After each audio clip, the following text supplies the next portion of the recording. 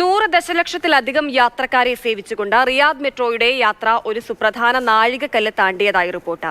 ഇതുവരെ റിയാദ് മെട്രോയ്ക്ക് സമയത്തിന്റെ കാര്യത്തിൽ കൃത്യനിഷ്ഠത പാലിക്കാൻ സാധിച്ചിട്ടുണ്ട്. മെട്രോയുടെ വികസനം സാധ്യമാകുമെന്നും അധികൃതർ വെളിപ്പെടുത്തി. റിയാദ് സിറ്റിക്കായുള്ള റോയൽ കമ്മീഷൻ നേതൃത്വം നൽകി നടത്തുന്ന റിയാദ് മെട്രോ 99.7% കൃത്യനിഷ്ഠ നിലനിർത്തിയിട്ടുണ്ടെന്നാണ് സൗദി പ്രസ് ഏജൻസി ഇന്ന് റിപ്പോർട്ട് ചെയ്തിട്ടുള്ളത്.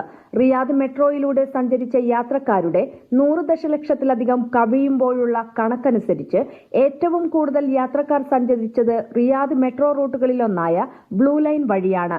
ഏകദേശം 46.5 ദശലക്ഷം യാത്രക്കാരാണ് ബ്ലൂ ലൈൻ ഉപയോഗിച്ചത്. 17 ദശലക്ഷം യാത്രക്കാരുമായി റെഡ് ലൈൻ രണ്ടാം സ്ഥാനത്തും 12 ദശലക്ഷം യാത്രക്കാരുമായി ഓറഞ്ച് ലൈൻ മൂന്നാം സ്ഥാനത്തും നിലനിൽക്കുന്നു.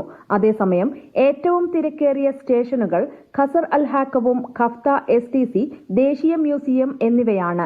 ഇവിടങ്ങളിൽ മൊത്തം യാത്രക്കാരുടെ 29%-ലധികമാണ് ഉപയോഗപ്പെടുത്തിയത്.